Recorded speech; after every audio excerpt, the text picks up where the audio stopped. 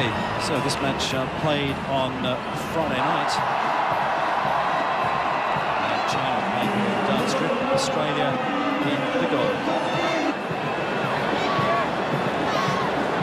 Australia, the current world champions at the moment, so it was fantastic to have them in Hong Kong. Unfortunately, New Zealand didn't come over due to Dubai being played too soon, the Ladies World Cup. So funding wouldn't allow them to come out, but to actually have the world champions here is magic.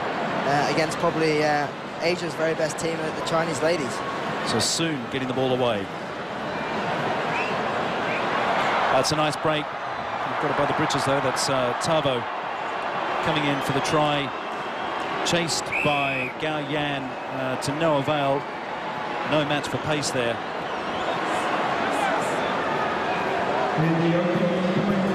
Looking at the lineup from the Australia team, actually it looks like they've brought a lot of young youth coming through. I think they had a few retirements just after the World Cup, which is obviously a great way to bow up with a World Cup winning medal. But so a lot of young Australian talent coming through, and just in these opening few minutes, you can see what a lot of good ladies talent there is in Australia.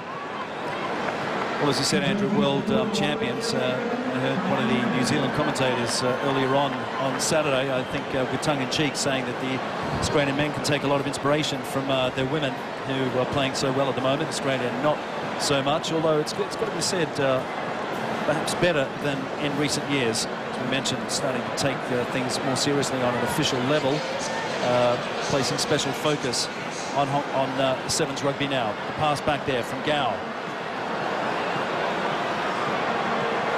Wenjuan looking for the overlap. Back, oh, nice pickup. And that is going to be a Chinese try to Yang Hong.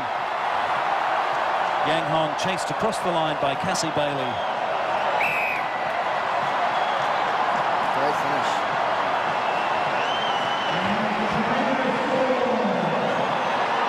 So the game in China now is in the last sort of 2 or 3 years, ladies rugby is starting to get the support that the men's game has in terms of getting the girls into training camps.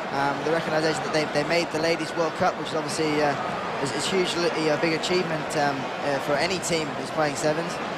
And with that now, I think they can start getting a lot more support from the IRB. And making this final here in Hong Kong is obviously a really big boost for these ladies. It's an exciting time for rugby, you're right. The women's game is really coming along in leaps and bounds, and also more and more talk of rugby getting a look in once again at the Olympic Games. It's been a long time since rugby was played at the Olympics, but particularly having Mr. Jacques Rogge, head of the IOC, as a former Belgian rugby international, that is perhaps helping things along behind closed doors. I think it is. I mean, it's a weird call. I think rugby in general is split in two ways, whether it's a good thing or a bad thing.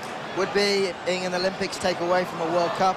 Would it take away from the IRB 7 series? Or would it promote the game even further on a global scale?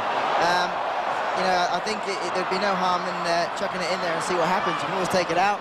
Yeah. But I'm personally, I'm undecided whether it would work or not. I think the fact that we've got a World Cup, that is the benchmark. If you win the World Cup, you're the world champions, and that's the way I think it should be. But Olympic Games tend to boost sports on a global scale, and that's what you want, is the game being played in as many parts of the world as possible.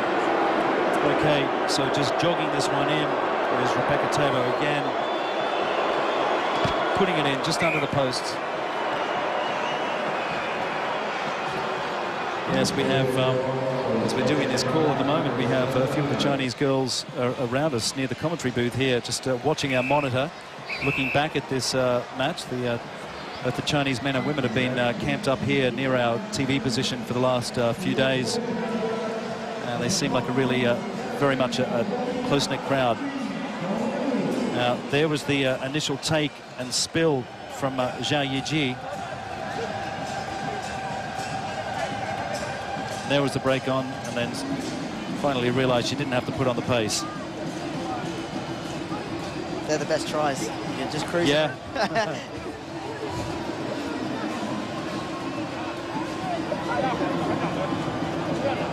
So half-time, and an opportunity here for the Chinese coach to drill home some reminders.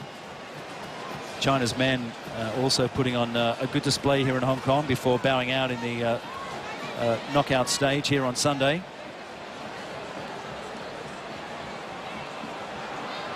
Well, the Aussies really making some good space here. A bit of a fumble, though. That pass perhaps just a little too far forward for Cassie Bailey. There's a break and another try for Australia. And Cheryl Soon running it in. I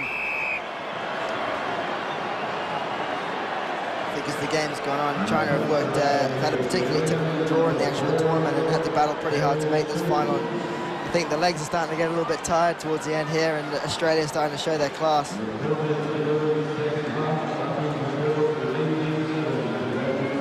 Well, they did well to suck in two of the Chinese girls there. Gao Yan was one of them, and it really made a lot of room for Soon. Chased in vain there by Liu Yan.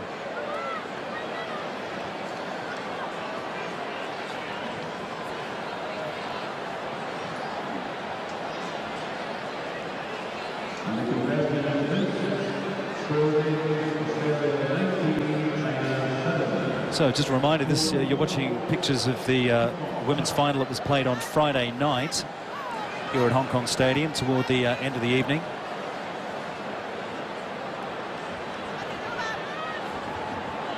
Australia thinly spread at the moment. Good solid tackle there by Li Yan. There's Soon again. Soon's got the pace out wide. It's going to be another try for Australia, you'd think. This is Debbie Hodgkinson. Gets through the tackle from Wang. And building up more for this runaway victory for Australia here at Hong Kong Stadium. They've got to think they probably came to town with a bit of pressure on themselves as world champions. And I think we saw in the men's today, you know, poor old Wales, you know, they've come with a very changed squad. And with that, they've come with the pressure of the World Cup holders. And they're in the plate, which I think would be unexpected based on the fact they're world champions. And we're lucky to get a win this afternoon to get themselves through the semi-final. Interesting you should mention Wales. They did come here under a lot of pressure to, well, almost try and prove that that World Championship win was no fluke. And unfortunately, as you mentioned, they were missing a lot of players. In fact, they only had 2 remaining players from that World Cup squad. So very, very much a depleted Wales. And in that way, you do have to feel for them because they definitely did not perform here as well as they'd like. No, I don't think they did. I mean, they're still in the tournament, so we can't take that away from them, and they would be certainly aiming to win that plate. But you look at the Australians here celebrating. You know, they've backed up their win with another trophy. Okay, so that 24-7 victory for Australia over China in that women's final played on a Friday night. So we're going to take a quick break here, and then pretty soon we'll be underway with semi-final knockout action here at Hong Kong Stadium for the Cathay Pacific Credit Suisse Hong Kong Sevens 2009. Stay with us here on TVB Pearl. We'll be back in just a moment with the semi-finals. Stay with us.